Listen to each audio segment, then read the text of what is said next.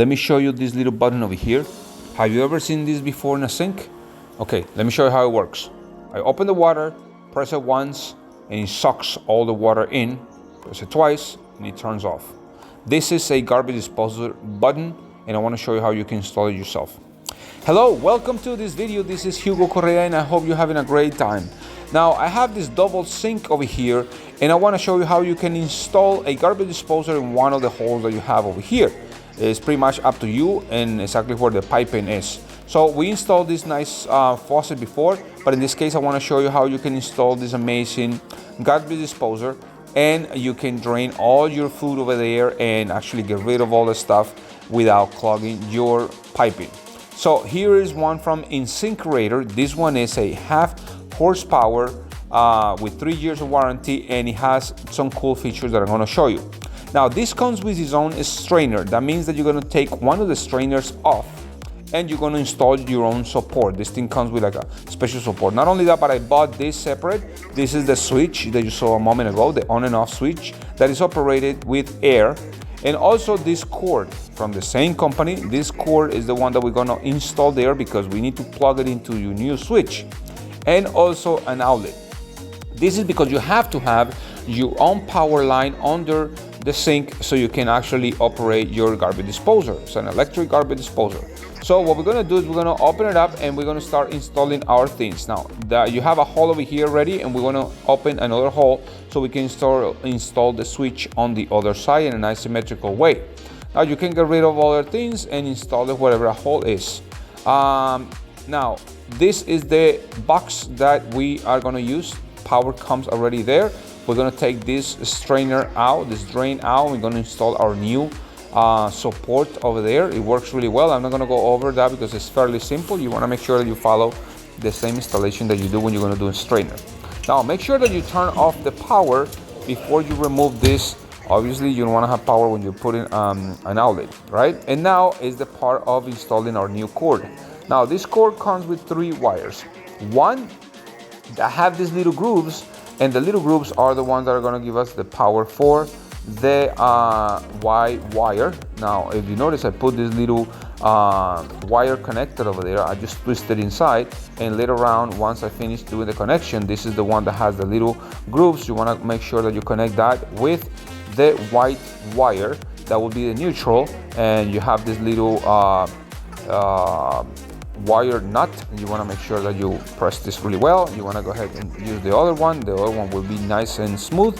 That will be the black wire that comes from the garbage disposer, and this little screw is for you to screw the ground wire. So this ground wire normally will be green, a green cable, or like a clear wire is going to be there. So that will be the ground fault wire.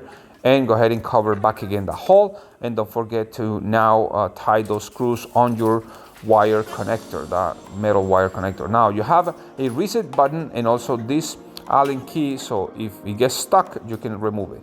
Now we need to remove the cover that is inside the hole. Remember that hole is actually capped, and you need to make sure that you kind of push that out and open the hole. This is the switch that comes with its own outlet. That means that we're going to install the cord of the switch into the existing outlet and the new cord into the new outlet. Now remember that this operates with air pressure.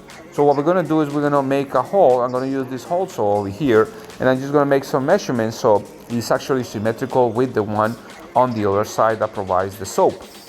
So now that I have kind of an idea of where it's going to go, you want to make sure that you measure really well, and you have your button marked on the this is granite, so in this case will be marked on the granite, but you can have marble or whatever other counter you need. So we're going to use a little bit of water, this napkin, so we can control the amount of water around the counter so we don't have a mess around.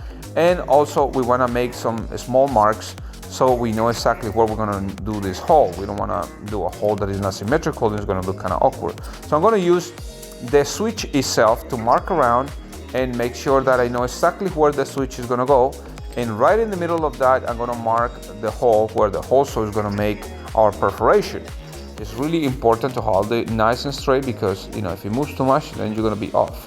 But by marking it over there and making our first little line, this is a diamond dust coated hole saw. So you're gonna make a little hole over there, a little mark, so water won't take away the marks that we made with a pencil.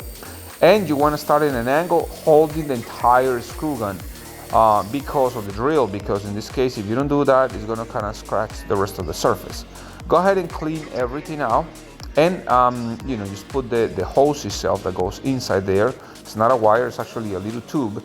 So that tube is going to give us the pumping mechanism that is going to turn on and off your system. So now this comes with a seal already around, so you need to put silicone or nothing, and another washer and a nut has to come on the other side. So go ahead and install it like that, and then go ahead and put the tube into the switch itself. The new box that is there is going to be our on and on switch. Now go ahead and tie the rest of the excess of the tube on the side and put 2 screws to hold it right there. Now the garbage disposer comes with an elbow, and we're going to change that elbow to one of these tail pieces that you screw in a normal strainer. It has to have that kind of lip at the end so it can get grabbed into the disposer. Make sure that you don't put a kind of loose piece of pipe over there. It has to have that stopper at the end, just like when you're going to install it in the top of the strainer. And now it's going to go horizontally. Remember that cap that is there, that's here, you see? We just use a flat screwdriver, push it, and make sure that we remove those things. You can actually take out the seal that is there and make sure that you remove that little piece of plastic. You don't want to leave it over there. So take it out, and now it's time for our connection. Remember that the dishwasher was draining into another hole before. We removed that one, and now it's draining into the garbage disposer. If you don't drain it into the garbage disposer, what's going to happen is that the garbage disposer itself is going to back up into the dishwasher, and you don't want that. So you want to connect it always into the garbage disposer. That water is going to help you to clean the garbage disposer, and it's going to drain into the main system. That is how you connect this. And now you're ready to install or actually power it in. So you want to go ahead and plug it in, turn on your power from the main electrical panel, and that's it. That's how you work with this thing. Now you have a switch that is going to work from the counter itself. The little ones are not going to reach out, and it has a lot of more safety features. So that's how you use this system, and I'm glad that I did it for you. Remember to follow me in YouTube as Hugo Correa, and Facebook as Hugo Correa DIY, and on Instagram as Hugo F Correa DIY. Thank you so much for watching, and have a great day. Bye bye.